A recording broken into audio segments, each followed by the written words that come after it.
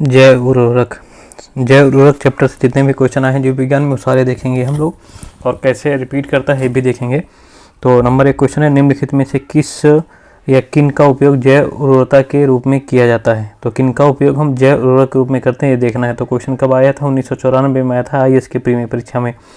तो इसमें किन किन का, एजोला और नीलहरित, ठीक है, अल्फालाफ, ठीक है, अल्फलाफा, 3 में से किसका करते हैं ये पूछ रहा है तुम्हारा, ठीक है। तो इसमें हम करते हैं किसका? 1 और 2 का। किसका? 1 और 2 का, अर्थात एजोला का और नीलहरित शैवालों का हम जैव उर्वरक के रूप में उपयोग करते हैं। कब पूछा गया? 1994 में पूछा गया। इसकी अगर हम देख लें, ठीक है, तो जैव उर्वरकों हमने 4 भागों में बांटा है। कितने भागों में बांटा है? जैव उर्वरकों हमने कितने भागों में बांटा है? 4 भागों में बांटा गया है। देख लो 1994 में क्वेश्चन आया है, तो इसका डिटेल देख लें। 4 भागों में बांटा गया है। तो पहला जैव उर्वरक कौन है? नाइट्रोजन स्थिरीकरण करने वाले जैव उर्वरक। कौन से? नाइट्रोजन का स्थिरीकरण करने वाले जैव उर्वरक कौन से हैं तुम्हारे? राइजोबियम है, एजिटोबैक्टर है, ठीक है, तुम्हारा कौन सा है तुम्हारा? देखो इसमें राइजोबियम है, एजिटोबैक्टर है, एजोस्पिरिलियम है, एस्टोबैक्टर है, नीलहरित शैवाल है। नीलहरित शैवाल ये तो बहुत इंपॉर्टेंट है, कई क्वेश्चन में पूछा। नीलहरित शैवाल जिसको बीजीए और एजोला, क्या तुम्हारा? एजोला, ये दोनों बहुत ही तो नाइट्रोजन का स्थिरीकरण करने के लिए कौन उपयुक्त है हमारे? ठीक है, नाइट्रोजन का स्थिरीकरण करने के लिए राइजोबियम जैव उर्वरक है तुम्हारे, एजिटोबैक्टर है, एजोस्पिरिलियम है, एस्टोबैक्टर है, नीलहरित शैवाल है जिसको बीजीए बोलते हैं, और एजोला है। फिर फास्फोरस घुलाने वाले जैव उर्वरक कौन से हैं? फास्फोरस घुलाने वाले, तो ये बैसिलस है, क्या तुम्हारा? बैसिलस है, स्यूडोमोनास है, एस्परजिलस है, ठीक, एस्परजिलस है। तो फास्फोरस घुलाने वाले जैव उर्वरक कौन से हैं? बैसिलस, स्यूडोमोनास, एस्परजिलस है। फिर कंपोस्टिंग एक्सीलेटर कौन से हैं? ठीक है, कंपोस्टिंग एक्सीलेटर जैव उर्वरक कौन से हैं? तो ये है सेलुलोटिक, सेलुलोटिक है जिसको हम ट्राइकोडर्मा भी बोलते हैं। सेलुलोटिक है, ट्राइकोडर्मा बोलते हैं। लिग्नोलिटिक है, लिग्नोलिटिक है जिसको हम ह्यूमिकोला बोलते हैं, ह्यूमिकोमा बोलते हैं, ठीक है, कोला, ह्यूमिकोला। ये कंपोस्टिंग एक्सीलेटर जैव उर्वरक है। कौन से? सेलुलोलिटिक, ठीक है, सेलुलोलिटिक जिसको हम ट्राइकोडर्मा बोलते हैं, लिग्नोलिटिक जिसको हम ह्यूमिकोला बोलते हैं। फिर पौधों की वृद्धि को प्रोत्साहित करने वाले राइजोबैक्टीरिया कौन से हैं? ये है तुम्हारा स्यूडोमोनास की प्रजाति, स्यूडोमोनास की प्रजाति। तो हम क्या देखते हैं इस प्रकार नीलहरित शैवाल और एजोला क्या है? जैव उर्वरक है इस प्रश्न में, ठीक है। नीलहरित शैवाल क्या है तुम्हारा? ये नीलहरित शैवाल, ठीक है, और एजोला क्या है? जैव उर्वरक है। फिर ये ठीक है, अल्फलाफा क्या है? अल्फलाफा क्या है तुम्हारा? अल्फलाफा जो है तुम्हारा, क्या दिया है इसमें? अल्फलाफा एक क्या है? प्रकार का फलीदार पौधा है। अल्फलाफा क्या है? एक प्रकार का फलीदार पौधा है अल्फलाफा, ठीक है। तो ये 1994 में क्वेश्चन आया था। इससे अब देखो कितनी बार क्वेश्चन पूछा गया, मतलब IAS में जो फैक्चुअल क्वेश्चन आते हैं उसको फैक्ट बनाकर तोड़ कर क्वेश्चन पूछते हैं, ठीक है। जो कॉन्सेप्ट भी आ जाए उसका तोड़ गए। देखो तुम्हारा ये क्वेश्चन पूछा गया, तुम्हारा ये क्वेश्चन पूछा गया तुम्हारा, ठीक है, आया हुआ है तुम्हारा यूपी PCS 2001 और 2001 में। ये क्वेश्चन जो आया है तुम्हारा यूपी, ठीक है, PCS, ठीक है, 2000 में आया हुआ है, ठीक है, 1 में आया हुआ है, ठीक है, फिर 2002 में पुनः आया हुआ, 2002 में पुनः आया हुआ। तो इसमें पूछा निम्नलिखित से सही उत्तर ढूंढना है। ये प्रयुक्त होता है जैव उर्वरक के रूप में। तो हमने पीछे ये सेम टू सेम यही पूछा गया, एजोला और नीलहरित शैवाल किसमें है? ये तुम्हारा जैव उर्वरक में प्रयुक्त होता है ये, ठीक है, नाइट्रोलिन नहीं, और अल्फा, ठीक है, अल्फा, देखो वही अल्फा को अल्फलाफा भी बोलते हैं, ठीक है, अल्फलाफा ही बोलते हैं। ये तो एक फलीदार पौधा है, क्या है? फलीदार पौधा है। निम्न में से कौन सा जैव उर्वरक के रूप में प्रयोग होता है?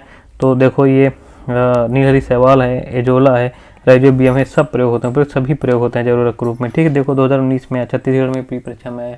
तो कितनी बार क्वेश्चन उसी को 1994 में क्वेश्चन पूछा गया, तो बार बार पूछ रहा। अगली बार भी देखते हैं निम्न में से कौन सा जैव उर्वरक के रूप में प्रयोग होता है, ठीक है। तो सभी नीलहरित शैवाल है, राइजोबियम है, एजोला है, उपरोक्त सभी। बार बार क्वेश्चन रिपीट कर। अगला क्वेश्चन, निम्नलिखित में से कौन सा एक नाइट्रोजन स्थिरीकरण वाले जीव नहीं है? तो नाइट्रोजन का जो स्थिरीकरण जीव नहीं करता है वो कौन सा जीव पूछ रहा है तुम्हारा इसमें? निम्नलिखित में से कौन सा नाइट्रोजन का स्थिरीकरण नहीं करता है?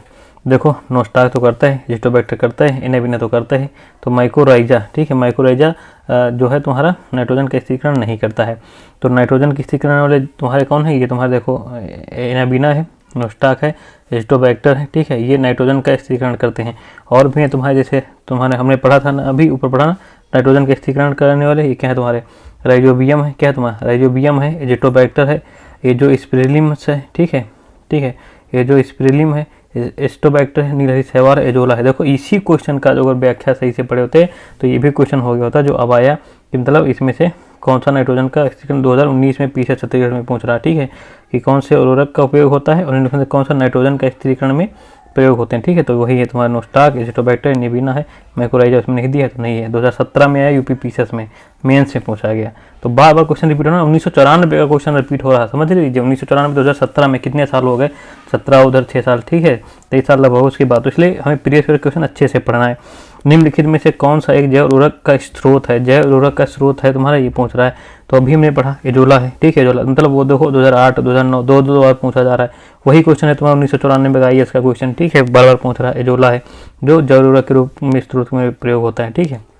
अगला देखते हैं, अभी देखते जाओ, मजा आएगा पढ़ने में, ठीक है, मजा नहीं तो पैसा वापस, देखने का टाइम है, मजा लेते रहो भैया। निम्नलिखित में से कौन सा जैविक उर्वरक है, तो जैविक उर्वरक पूछ रहा है इसमें से कौन सा जैविक उर्वरक है निम्नलिखित में से, ठीक है। तो जैविक उर्वरक कौन सा है इसमें, ठीक है। तो देखें ये 2D 4D ये सब है क्या, यूरिया है नहीं, जैविक उर्वरक होना है, ठीक है। ये एजोला हमने पढ़ा पीछे, वही मतलब 2002 में क्वेश्चन उत्तराखंड पीसीएस में, 94 वाला क्वेश्चन IAS वाला बार बार। अब देखो कुछ चीज़ें अभी पूछा गया, ठीक है। ये क्वेश्चन आया था कि दुधारू पशुओं को कौन सा जैव उर्वरक दें तो उनका मतलब दूध बढ़ जाता है। तो दुधारू पशुओं पर किए गए प्रयोगों से साबित हुआ है, ठीक है, कि जब इन पशुओं को उनके दैनिक आहार के साथ अगर 1.5 से 2 किग्रा एजोला प्रतिदिन दिया जाता है तो दूध उत्पादन में लगभग 15 से 20% की वृद्धि दर्ज की जाती है। तो एजोला दें दुधारू पशुओं को प्रतिदिन उनको 1.5 किलो से 2 किग्रा तक, तो 15 से 20% दूध क्या हो जाएगा, बढ़ जाएगा, ठीक है। निम्नलिखित में से कौन सा सम्मिलित नहीं है, तो नीलहरी शैवाल जैव उर्वरक है, सही है, ठीक है। क्रायोसोपा, ठीक, क्रायोसोपा क्या है, माहू नियंत्रण में प्रयोग होता है, ठीक है, क्रायोसोपा माहू नियंत्रण में प्रयोग होता है, ठीक है। बायो 920 सरसों का कायक्लोन है ये बायो, ये तो देखो उस समय जब क्वेश्चन आया तो करंट में चल रहे होंगे तो उनसे ये पूछ लिया, ठीक है। लेकिन एजिटोबैक्टर आपको पता है गलत जो पूछा है, हाँ ये करंट का दे दिया दो विकल्प वो ठीक है, लेकिन वो गलत पूछा। तो जब एजिटोबैक्टर पढ़ोगे तो ये जैव उर्वरक है, क्या है तुम्हारा, पीछे हम पढ़ चुके 1994 क्वेश्चन, जैव उर्वरक है और ये जैव कीटनाशी नहीं है। तो ये क्या क्वेश्चन है, गलत, मतलब यही तुम्हारा गलत है, तो यही तुम्हारा विकल्प क्या हो जाए, बताओ। 2002-2003 में पूछा गया 2 बार, वो ये है कि एजिटोबैक्टर तुम्हारा जैव उर्वरक है, पता है आपको, तुमने पढ़ रखा है ना, 1994 में देखा था हमने। ये तुम्हारा एजिटोबैक्टर क्या है, ठीक है, तुम्हारा एजिटोबैक्टर क्या है तुम्हारा, यहाँ अगर एजिटोबैक्टर नाइट्रोजन स्थिरीकरण का जैव उर्वरक है ना, तो यही क्वेश्चन तुम्हारा देखो यहाँ पर पूछा गया, कौन सा सही नहीं है, तो एजिटोबैक्टर है नहीं। तो 1994 क्वेश्चन 2002-3 में पूछा गया, रिपीट करके, ये करंट में आया होगा तो ये मिला लिया, क्रायोसोपा माहू नियंत्रण, ठीक है। बायो 902 सरसों का कायक्लोन है, ठीक है। नीलहरी शैवाल तो जैव उर्वरक है ही है, पता है, ठीक है। तो ये भी ध्यान कर लेना, आप पूछ सकते हो दोबारा। निम्नलिखित में से कौन सा जैविक नाइट्रोजन निर्धारण से संबंधित है, क्या है, जैविक नाइट्रोजन निर्धारण से संबंधित है, तो क्या तुम्हारा नाइट्रोजन निर्धारण से कौन सा संबंधित है तुम्हारा, तो ये तुम्हारा नीलहरी शैवाल, क्या है, नीलहरा शैवाल, ठीक है। तो बार बार वही क्वेश्चन 2019 में प्री में पूछ रहा है, ठीक है। मतलब हाँ नए क्वेश्चन आते हैं, अगर प्री अगर नहीं तैयार है, मतलब पहले के प्रीवियस क्वेश्चन आपने नहीं तैयार किया तो मतलब कोई भी परीक्षण निकालना बहुत मुश्किल हो जाता है। नीलहरी शैवाल का उपयोग नत्रजन अपूर्ति हेतु किया जाता है, ठीक है। नीलहरी शैवाल का उपयोग नत्रजन अपूर्ति हेतु किया जाता है, तो कहाँ नीलहरी शैवाल का प्रयोग किया जाता है, ठीक है, नत्रजन हेतु कहाँ किया जाता है, तो बताओ भाई कहाँ किया जाता है, ठीक है, लगाया दिमाग, धान को, ठीक है, क्या करते हैं, धान को, ठीक है। तो नीलहरी शैवाल का उपयोग नत्रजन अपूर्ति हेतु किया जाता है, कहाँ किया जाता है, ठीक है, धान को किया जाता है, धान को किया जाता है नीलहरी शैवाल का, ठीक है, नीलहरी धान को किया जाता है, हमने पढ़ रखा है, ठीक है। पीछे तुम्हारा जैसे तुम्हारा है कि ये क्वेश्चन तुम्हारा क्या पढ़ा था हमारा, नाइट्रोजन कौन सा तुम्हारा, ठीक है, जैविक नाइट्रोजन निर्धारण से संबंधित है, तुम्हारा नीलहरी शैवाल पढ़ा था ना, पीछे में नहीं पढ़ा, तो ये नाइट्रोजन निर्धारण से संबंधित है, ठीक है। इन्हें साइनोबैक्टीरिया भी कहा जाता है, इन्हें क्या कहा जाता है, साइनोबैक्टीरिया भी कहा जाता है, ठीक है, क्या कहता है इन्हें, साइनोबैक्टीरिया कहा जाता है। करते क्या है ये क्या करते हैं, ठीक है, ये साइनोबैक्टीरिया कहा जाता है, ये एक कोशिकीय जीवाणु है, क्या है तुम्हारे, ये सब एक कोशिकीय जीवाणु होते हैं, क्या होते हैं ये सब, एक कोशिकीय जीवाणु, साइनोबैक्टीरिया जो होता है एक कोशिकीय जीवाणु होते हैं। और ये क्या करते हैं, जीवाणु क्या करते हैं, धान की फसल के लिए वायुमंडलीय जो नाइट्रोजन है, धान की फसल के लिए जो वायुमंडल में नाइट्रोजन है, ठीक है, वायुमंडलीय नाइट्रोजन को भूमि में स्थापित करने के उद्देश्य से इनका प्रयोग में लाया जाता है, कि जो वायुमंडल नाइट्रोजन है वो धान की फसल में नाइट्रोजन दे। तो ये नीलहरी शैवाल क्या करते हैं, वायुमंडल की नाइट्रोजन लेकर धान के लिए उपयोगी बनाते हैं, भूमि में प्रेषित करेंगे और भूमि में इससे नाइट्रोजन धान की फसल को मिल जाएगी, ठीक है। तो नीलहरी शैवाल क्या करते हैं, प्रकाश संश्लेषण से ऊर्जा ग्रहण करके और वायुमंडलीय नाइट्रोजन को भूमि में स्थिरीकरण करते हैं, ठीक है। प्रकाश संश्लेषण करते हैं, उसे जो ऊर्जा ग्रहण करते हैं तो वायुमंडल के नाइट्रोजन को भूमि के स्थिरीकरण में प्रयोग करते हैं, इसलिए धान के लिए बहुत उपयोगी है। इससे धान का उत्तर हो जाएगा यहाँ पे, ठीक है।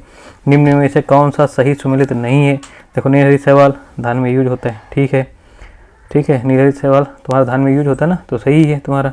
राइजोबियम लेग्यूमिनेसेरम, ठीक है, लेग्यूमिनेसेरम, राइजोबियम लेग्यूमिनेसेरम, ये मटर में होता है, ठीक है। ये उसमें क्या करते हैं, वही नाइट्रोजन का स्थिरीकरण करते हैं। एस्टोबैक्टर गेहूं में प्रयोग होता है, एस्टोबैक्टर गेहूं में क्या करता है, उसका नाइट्रोजन का स्थिरीकरण करता है। एजोला क्या करता है, मक्का में, गलत है, एजोला गलत है, मक्का में नहीं होगा, ठीक है। ये तुम्हारा यही तुम्हारा क्या है, तुम्हारा सुमेलित नहीं है, एजोला मक्का में नहीं, सुमेलित नहीं। तो एजोला जो एनेबिना और नाश्ता नीलहरित शैवाल आदि धान की फसल में नाइट्रोजन स्थिरीकरण करते हैं। कौन से तुम्हारे, यही तुमने हमने पढ़ा है। कौन से तुम्हारे ये, जैसे तुम्हारा एजोला है, क्या तुम्हारा ये एजोला जो है, एजोला है, एनाबिना है, क्या तुम्हारा एनाबिना है, ये एनाबिना और नास्टाक, ठीक है। नास्टाक जो है तुम्हारा ये नीलहरित शैवाल, ठीक है। ये जो नीलहरित शैवाल ये सब कहाँ करते हैं, धान में, क्या करते हैं, धान में करते हैं, ठीक है। नाइट्रोजन का, ठीक है, स्थिरीकरण करते हैं कहाँ पर, धान में। एजोला, एनाबिना और नास्टाक, ठीक है, नास्टाक ये सब कहाँ करते हैं, और नीलहरित शैवाल सब कहाँ करते हैं, धान में करते हैं, ठीक है। और जैव उर्वरक तरह कार्य करते हैं वहाँ पर। और राइजोबियम लेगुमिनेसी मटर के में होता है, जिससे ये राइजोबियम लेगुमिनेसेरम ये कहाँ होता है, मटर में होता है, ठीक है। इसको जो मटर कौन सा कुल का पौधा है, इसको मटर का साइंटिफिक नाम क्या है, पैसम सेटाइवम नाम है ना, ठीक है। जबकि एस्टोबैक्टर कहाँ प्रयोग होता है, गेहूं में प्रयोग होता है। एस्टोबैक्टर कहाँ प्रयोग होता है, एजोला, ठीक है। एजोला जो होता है मक्का की फसल में नाइट्रोजन स्थिरीकरण कार्यक्रम में प्रयुक्त नहीं होता है, तो यही तुम्हारा इसमें गलत है, ठीक है। आगे देखते हैं। निम्न में के साथ मिलाने से एजोला एक अच्छा उर्वरक बन जाता है। मतलब एजोला को किसके साथ मिलाओगे तो एजोला जो है अच्छा उर्वरक बन जाएगा, तो उसको नीलहरित शैवाल से अगर मिलाते हैं, एजोला को अगर हम नीलहरित शैवाल से मिला के काम करेंगे तो वो अच्छा बहुत बढ़िया उर्वरक बन जाएगा और हमारी फसल को बहुत ज़्यादा लाभदायक होगा, ठीक है।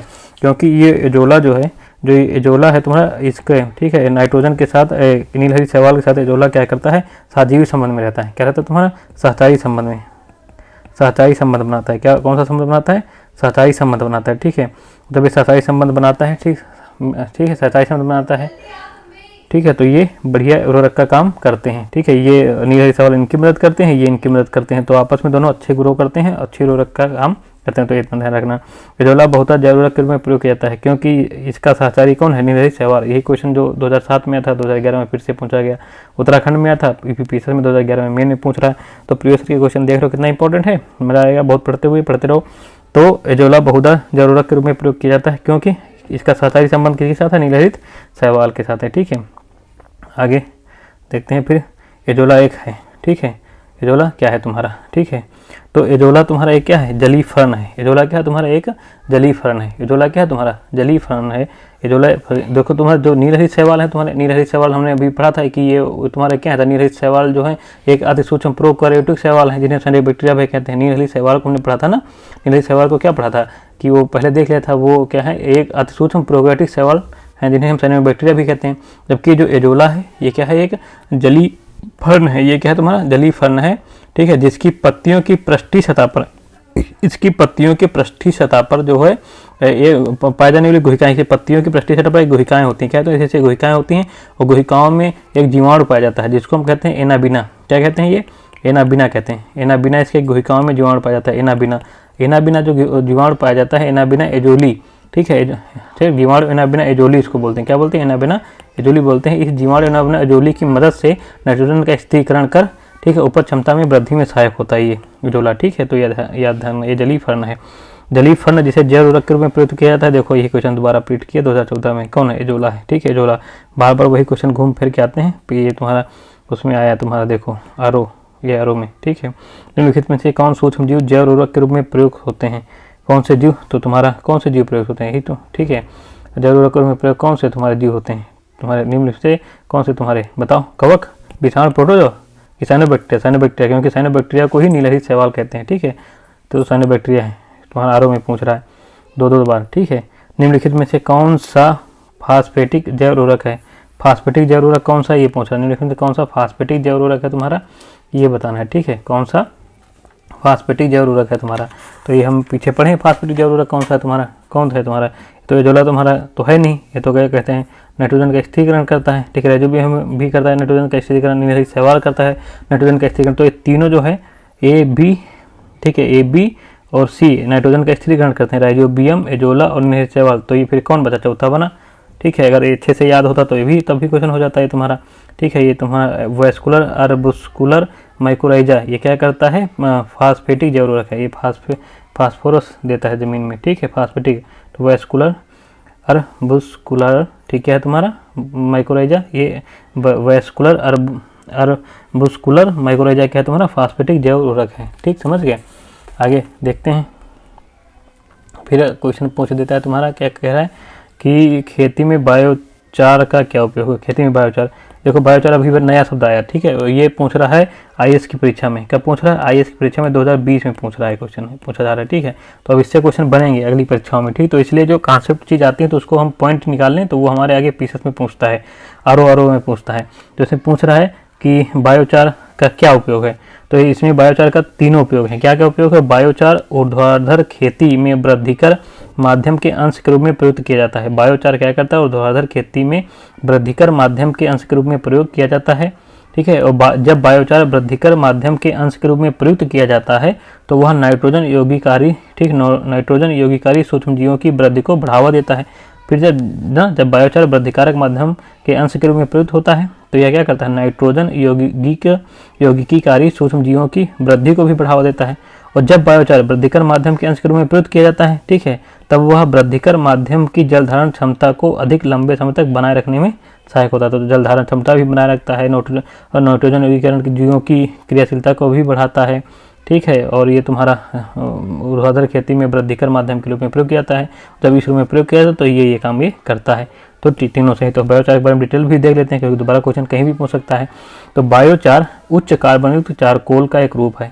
बायोचार क्या है, एक उच्च कार्बनयुक्त चारकोल का एक रूप है जो मृदा में प्रयुक्त होता है। कहाँ प्रयुक्त होता है, मृदा में प्रयुक्त होता है। और इसे प्रायः कृषि अपशिष्ट जैसे धान है, गेहूँ है, ज्वार की भूसी है, कुक्कुट अपशिष्ट है इत्यादि से बनाया जाता है। ठीक है, इत्यादि के पायरोलिसिस द्वारा तैयार किया जाता है। इसे प्रायः कृषि अपशिष्ट के पायरोलिसिस द्वारा तैयार किया जाता है। इसके उपयोग से मृदा की उर्वरा शक्ति, जल धारण क्षमता, फसल उत्पादकता में वृद्धि होती है। तो इसके उपयोग से क्या होता है, मृदा की उर्वरा शक्ति बढ़ जाएगी, मृदा की जल धारण क्षमता बढ़ जाएगी, फसल उत्पादकता में वृद्धि होगी। और बायोचार पर्यावरण के अनुकूल है। ठीक है, ये पर्यावरण को भी कोई नुकसान पहुंचाता नहीं है और मृदा से ग्रीन हाउस गैसों के उत्सर्जन को भी क्या करता है, कम करने में सहायक रहता है। और जब बायोचार वृद्धिकारक माध्यम के अंश के रूप में प्रयुक्त किया जाता है तो वह नाइट्रोजन यौगिकारी सूक्ष्म जीवों की वृद्धि को भी बढ़ावा देता है। तो याद रखना। ठीक है, बायोचार के बारे में पूछेगा अगले परीक्षाओं में। निम्नलिखित में से अगला क्वेश्चन है, ठीक है, कौन कंपोस्ट के संदर्भ में सही नहीं है। ठीक, कौन सा कथन कह रहा है कंपोस्ट के संदर्भ में सही नहीं है। निम्न से कौन सा कथन कंपोस्ट के संदर्भ में सही नहीं है। तो देखो दिया, इसमें जैव निम्नीकरण कचरे का आवंटन गड्ढे में होता है। ठीक है, जैव निम्नीकरण कचरे का आवंटन गड्ढे में होता है ना कंपोस्ट में। जो कंपोस्ट में क्या करते हैं, हम गड्ढा बनाते हैं एक बढ़िया, उसमें जितने भी अपशिष्ट होते हैं उसको डालते हैं तो उनका अपघटन होता है गड्ढे में। ठीक है, तो सही है। इसमें कार्बनिक पदार्थ तथा पोषक, ठीक है, कार्बनिक पदार्थ पोषक तत्व तो अधिक मात्रा में होते हैं। हाँ, ये भी सही है। गड्ढों में अपशिष्ट पदार्थ की निम्नीकरण प्रक्रिया को केंचुए धीमा कर देते हैं। अरे केंचुए धीमा नहीं करते, उसको तेज करते हैं। इस अपशिष्टीकरण प्रक्रिया में केंचुए तो सहायक होते हैं। तो ये क्वेश्चन क्या है तुम्हारा, कथन गलत हो जाएगा तो ये उत्तर हो जाएगा। फिर ये निम्नीकृत होने वाले पदार्थों में कृषि अपशिष्ट पदार्थ जैसे पशुओं का मल मूत्र गोबर सब्जियों के अपशिष्ट आदि का प्रयोग किया जाता है। तो प्रयोग किया जाता है, ये भी सही है। ठीक है, कि निम्नीकृत होने वाले पदार्थों में कृषि अपशिष्ट पदार्थ जैसे पशुओं का मल मूत्र गोबर सब्जियों के अपशिष्ट आदि प्रयोग किए जाते हैं। 2018 में पूछा गया आरएस परीक्षा में। ठीक है, फसलोत्पादन में नाइट्रोजन उपयोग क्षमता की वृद्धि की जा सकती है। फसलोत्पादन में नाइट्रोजन उपयोग की क्षमता की हम वृद्धि कैसे कर सकते हैं। ठीक है, कैसे हम करेंगे, तुम्हारी वृद्धि कैसे की जा सकती है। तो हम कर सकते हैं उर्वरक की मात्रा के बराबर प्रयोग द्वारा। तो भाई उर्वरक की मात्रा का बराबर प्रयोग को, उर्वरक की मात्रा का बराबर प्रयोग करो, उसके द्वारा नाइट्रोजन उपयोग क्षमता क्या हो जाएगी, बढ़ जाएगी। नाइट्रोजन अवरोधक के प्रयोग के द्वारा बढ़ जाएगी। नाइट्रोजन धीरे छोड़ने वाले उर्वरकों का प्रयोग द्वारा, ठीक, नाइट्रोजन धीरे छोड़ने वाले उर्वरकों का प्रयोग करके बढ़ाई जाती है। तो उपयुक्त सभी हैं, उपयुक्त सभी हैं इसमें। ठीक है, फिर अगला क्वेश्चन है, नाइट्रोजन स्थिरीकरण जीवाणु किस पौधे की जड़ के साथ संयोजन करते हैं। ठीक, नाइट्रोजन स्थिरीकरण जीवाणु किस पौधे के साथ संयोजन करते हैं, किस पौधे की जड़ के साथ, तो दालों के साथ। ठीक है, दालों के साथ इनका कौन सा संबंध होता है, सहजीवी संबंध होता है। कौन सा संबंध होता है दालों के साथ इनका संबंध, सहजीवी संबंध होता है। ठीक है, दालों का संबंध क्या होता है, सहजीवी संबंध होता है। सहजीवी संबंध में क्या होते हैं, ये दालों के पौधों की भी मदद करते हैं, नाइट्रोजन जो जीवाणु होते हैं, और ये दाल की जड़ होती है जो इनको भी मदद करती है, आपस में एक दूसरे की हेल्प करते हैं, ठीक है, एक दूसरे की हेल्प करते हैं मतलब, ठीक है। तो ये होता है सजीव संबंध में, ठीक है। इसमें क्या होता है, जो ये वायुमंडलीय नाइट्रोजन का स्थिरीकरण कर उसे अमोनिया में बदल देते हैं। ये जीवाणु क्या करते हैं, जो वायुमंडल में नाइट्रोजन है उसका क्या करते हैं, स्थिरीकरण करते हैं। क्या करते हैं, नाइट्रोजन का स्थिरीकरण करके उसे किस में बदलते हैं, अमोनिया में बदलते हैं। किस में बदलते हैं, उसको अमोनिया में बदल देते हैं, उसको अमोनिया में बदल देते हैं, जो कि अमोनिया आयनों के रूप में नाइट्रोजनी, ठीक है, नाइट्रीकरण कारक जीवाणुओं द्वारा ग्रहण कर नाइट्रेट और फिर नाइट्रेट आयनों में प्रदूषित कर दी जाती है, जिसे मृदा के माध्यम से पादप ग्रहण कर लेते हैं या अमोनिया में बदलते हैं, ठीक है। जीवाणु क्या करते हैं, ठीक है, ये जीवाणु ना ये क्या करते हैं, जो वायुमंडल में है नाइट्रोजन उसको क्या करते हैं, अमोनिया बदल देते हैं। फिर क्या होता है, जो ठीक है अमोनिया जब बदल जाती है तो अमोनिया आयनों के रूप में नाइट्री कारक जीवाणु द्वारा, फिर नाइट्री कारक जीवाणु द्वारा अमोनिया क्या होती है, नाइट्री कारक जीवाणु द्वारा ग्रहण कर ली जाती है। क्या कर ली जाती है, ग्रहण कर ली जाती है, ग्रहण कर नाइट्राइट एवं फिर नाइट्रेट आयनों में प्रदूषित होती है। नाइट्राइट एवं, ठीक है, नाइट्राइट एवं नाइट्रेट आयनों में, नाइट्राइट एवं नाइट्रेट आयनों में प्रदूषित हो जाती है। उसके बाद इसमें जब प्रदूषित हो जाएगी, ठीक है, उसके बाद जब फिर पौधे उसको ले लेते हैं, तो इसे दोनों एक दूसरे को मदद करते हैं, ठीक है। निम्नलिखित में से कौन नाइट्रोजन स्थिरीकरण पादप है, ठीक है, नाइट्रोजन स्थिरीकरण पादप है, ये पूछ रहा है कि इसमें कौन सा नाइट्रोजन, ये अल्फालफ है क्या, पादप है तुम्हारा, ये पूछ रहा है, ठीक है। चौलैया, ठीक है, या तो इसमें कौन कौन से तुम्हारे नाइट्रोजन स्थिरीकरण वाले पादप, तो ये हैं 1 और 3 और 4, तिपैया घास, क्लोवर है, ठीक है, और तुम्हारा ये है चना और अल्फाल्फा है, ठीक है, अल्फाल्फा है, ये तुम्हारा एक फलीदार पौधा, ये भी है फलीदार पौधा, ये भी फलीदार पौधा है, ये भी फलीदार पौधा है। तो ये सब नाइट्रोजन का स्थिरीकरण करते हैं, ठीक है। अगला क्वेश्चन है कि इनमें से कौन सा पौधा नाइट्रोजन स्थिरीकरण में सहायक नहीं है, तो कौन सा पौधा नाइट्रोजन के, तो धान देखो नाइट्रोजन का यूज करता है, इसमें सेवल प्रयोग होते हैं, ये नाइट्रोजन का स्थिरीकरण धान नहीं करता, तो ये नहीं है, ठीक है। सोयाबीन में नाइट्रोजन स्थिरीकरण के लिए जिम्मेदार बैक्टीरिया कौन सा है, सोयाबीन में, ठीक है, नाइट्रोजन स्थिरीकरण के लिए जिम्मेदार कौन सा है तुम्हारा, ठीक है, सोयाबीन में कौन सा नाइट्रोजन स्थिरीकरण के जिम्मेदार होता है, ठीक है, तो इसमें प्रयोग होता है, ठीक, सोयाबीन में नाइट्रोजन स्थिरीकरण के लिए कौन होता है, राइजोबियम जैपोनिकम, राइजोबियम जैपोनिकम प्रयोग होता है, कौन सा, राइजोबियम जैपोनिकम प्रयोग होता है, ठीक। तो हम देख लेते हैं, ठीक ना, जैसे जो तुम्हारे हैं विभिन्न फसलों में अलग अलग तरह के बैक्टीरिया पाए जाते हैं, विभिन्न फसलों में अलग अलग तरह के बैक्टीरिया पाए जाते हैं जो नाइट्रोजन स्थिरीकरण के लिए उत्तरदायी होते हैं। जैसे सोयाबीन में देख लें कौन से बैक्टीरिया पाए जाते हैं, सोयाबीन में पाया जाता है राइजोबियम जैपोनिकम, सोयाबीन में क्या पाया जाता है, राइजोबियम जैपोनिकम पाया जाता है, जो नाइट्रोजन का स्थिरीकरण करते हैं। और 3 पतिया घास है, ठीक है, जिसको क्लोवर भी बोलते हैं, ठीक है, राइजोबियम ट्राइफोली पाया जाता है, जो जीवाणु में पाया जाता है राइजोबियम ट्राइफोली पाया जाता है, किसमें, 3 पतिया घास जिसको क्लोवर बोलते हैं। और लूसन, ठीक है, लूसन में कौन सा पाया जाता है, राइजोबियम मेरिलोती, राइजोबियम मेरिलोती पाया जाता है। और जलीफर्न में कौन सा पाया जाता है, एनाबिना एजोली, हमने पीछे देखा था, जलीफर्न वही जिसको एजोला बोलते हैं, वो जलीफर्न को एजोला कहते हैं ना, एजोला को जलीफर्न कहते हैं, तो इसमें एनाबिना एजोली पाया जाता है। गुनेरा माइक्रोफाइला, ठीक है, गुनेरा माइक्रोफाइला में क्या पाया जाता है, तो नोस्टाक मस्कोरम पाया जाता है, जीवाणु नोस्टाक मस्कोरम पाया जाता है। तो जीवाणु याद रखना, सोयाबीन में राइजोबियम जैपोनिकम, 3 पतिया घास में राइजोबियम ट्राइफोली, लुसन में राइजोबियम मेरिलोती, और जलीफर्न में एनाबिना एजोली, और गुनेरा माइक्रोफाइला में क्या पाया जाता है, नोस्टाक मस्कोरम पाया जाता है। तो ये जीवाणुओं के नाम हैं जो विभिन्न दाल वाले पौधों में पाए जाते हैं जो नाइट्रोजन का स्थिरीकरण करते हैं, ठीक है। कभी भी पूछ दिया, कोई पूछा कि 2006 में आ गए पीपीएसएस में जीवाणु का ही नाम पूछ दिया, थोड़ा टफ क्वेश्चन है तो याद रहे। जैसे फिर पूछा गया क्वेश्चन ये कि लेग हीमोग्लोबिन कहाँ पाई जाती है, तो लेग हीमोग्लोबिन कहाँ पाई जाती, तो देखो लेग हीमोग्लोबिन जो है लिग्यूमिनोसी या फेबेसी कुल के पौधों जैसे अल्फाल्फा, सोयाबीन आदि की मूल ग्रंथियों में पाई जाती है। तो लेग हीमोग्लोबिन, ठीक है, जो है लेग्यूमिनोसी या फेबेसी कुल के जो पौधे होते हैं, तो चाहे अल्फाल्फा हो या सोयाबीन हो, आदि के मूल ग्रंथियों में पाई जाती है।